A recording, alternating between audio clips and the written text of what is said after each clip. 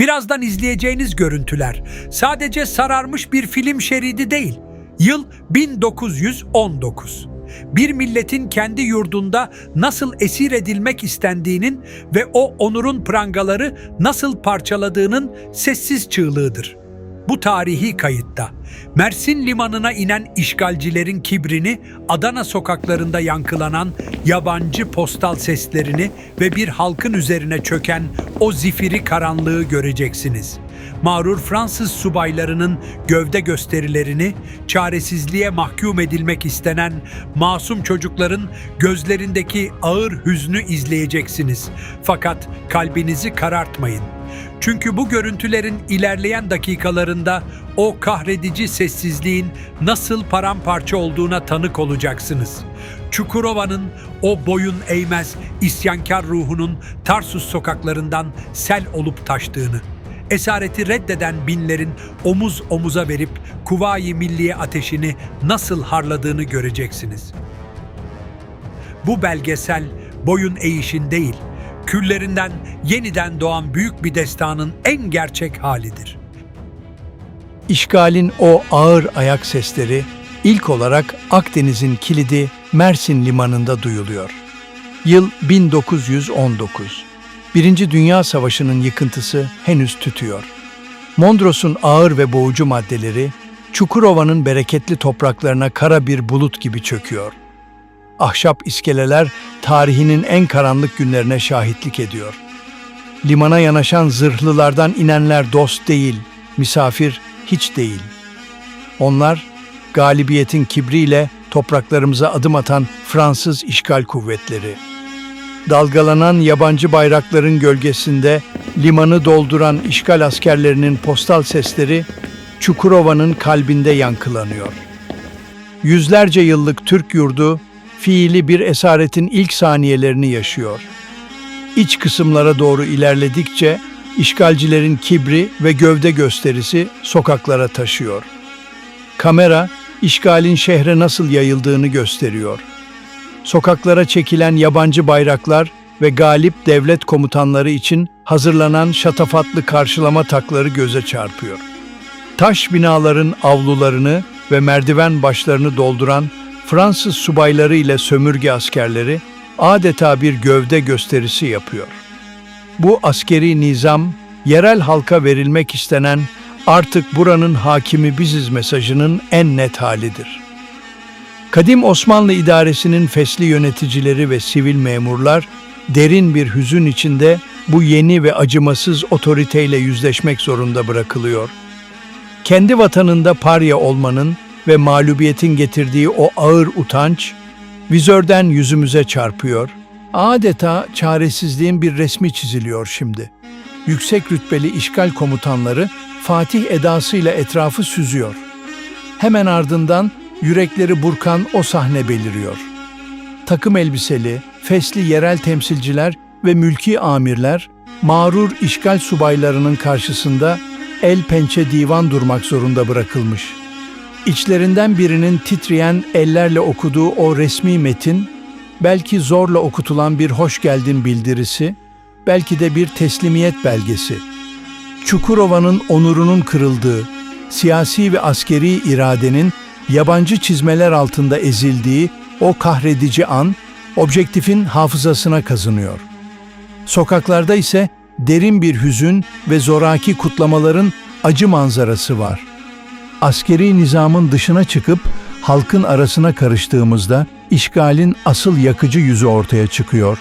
Geleneksel kıyafetleri içinde yüzleri asık, gözleri kederli başörtülü kadınlar ve çocuklar. Bazı çocukların ellerine iliştirilmiş çiçekler ve dallar var. Bu durum, işgalcilerin kendilerini sevinçle karşıladıklarına dair kurguladığı zoraki bir mizansendir. Kameralara bakan o ürkek, masum ve şaşkın gözler aslında yarınından endişe eden koca bir milletin yansıması. Kendi sokaklarında yabancı askerlerin devreye attığını gören sivil halk, üzerine çöken bu zifiri karanlığı anlamlandırmaya çalışıyor. Gözlerimiz şimdi iç kesimlere uzanan demir yolundaki o bitmek bilmeyen sevkiyata çevriliyor. İlerleyen dakikalarda işgalin sadece sembolik bir çıkartmadan ibaret olmadığını, sistemli bir yerleşmeye dönüştüğünü görüyoruz. Görüntüler bizi tren istasyonlarına ve lojistik hatlarına taşıyor.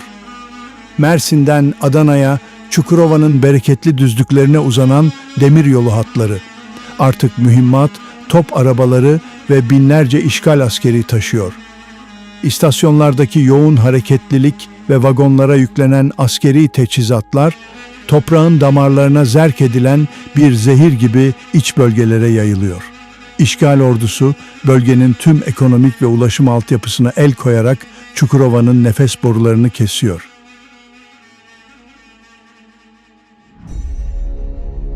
Adana'da kurulan işgal karargahı, koca bir şehre vurulan prangaların en somut halidir. Trenler Adana'ya, vilayet merkezine ulaşıyor. Kamera şimdi Adana'nın köprülerini, geniş meydanlarını ve hükümet binalarını mesken tutan işgalcileri kaydediyor. Şehrin kritik noktalarına Fransız karargahları kuruluyor. Görüntülerde dikkat çeken en acı detaylardan biri de Fransız üniforması içindeki sömürge askerleri ve lejyon birliklerinin sokaklardaki devriyeleridir. Yüzyıllardır bir arada yaşayan halkların arasına atılan nifak tohumları üniformalı gövde gösterileriyle yeşertilmeye çalışılıyor. Karargah bahçelerinde kurulan askeri düzenin hemen arka planında, duvar diplerinden sessizce ve başı öne eğik geçip giden yerel halkın dramı var. Tarsus sokaklarında zoraki bir nizam ve sessizliğe mahkum edilen çocuklar karşılıyor bizi. Görüntüler bizi bu kez Çukurova'nın kadim şehri Tarsus'a götürüyor. İşgalin soğuk yüzü burada da karşımızda. Fransız subaylarının gözetiminde sıraya dizilmiş, ellerine bölgenin simgesi pamuk dalları tutuşturulmuş Tarsuslu çocuklar. O minicik omuzlara yüklenen işgalin ağırlığı, çocukların gülümsemeyen, donuk ve kederli yüzlerinden okunuyor. Geleceğin umudu olan bu yavrular, yabancı bir otoritenin zoraki teftişine tabi tutulurken, yerel halk sessiz ve gergin bir bekleyiş içinde. Ve o ağır sessizlik, mahşeri bir kalabalığın ayak sesleriyle kırılıyor. Tarsus'un dar sokaklarına sığmayan, sel olup akan binlerce kişilik mahşeri bir kalabalık vizöre yansıyor. Fesli, sarıklı, şapkalı her kesimden omuz omuza vermiş Anadolu insanı. Aralarında çalan bando eşliğinde adeta tek bir vücut gibi ilerleyen bu devasa kitle artık korku duvarının aşıldığının en net kanıtıdır. Bu kalabalık sadece bir teftiş manzarası değil. Bu, işgale karşı içten içe kaynayan ve artık sokağa taşan o milli şuurun ilk kıvılcımlarıdır. Fırtına öncesi sessizliğin yaşandığı bu anlar aslında destansı bir direnişin hemen arifesidir. Videonun son sahneleri o karanlık günlerin üzerine bir karabasan gibi çöküyor. Her yer işgal edilmiş, her köşe başı tutulmuş gibi görünüyordu. Ancak o kibirli komutanların vizörden bize yansıyan bu görkemli şovlarında göremedikleri bir şey vardı. Tarsus sokaklarını dolduran o devasa kalabalığın gözlerindeki kararlılık ve Çukurova insanının sessizliğinin altındaki o sönmemiş kor. Bu görüntüler Türk milletinin bittiği anın değil, çok yakında Toroslardan çığ gibi kopacak olan Adana'yı, Tarsus'u ve Mersin'i yeniden vatan yapacak o büyük Kuvayi Milliye ateşinin sadece bir adım öncesiydi.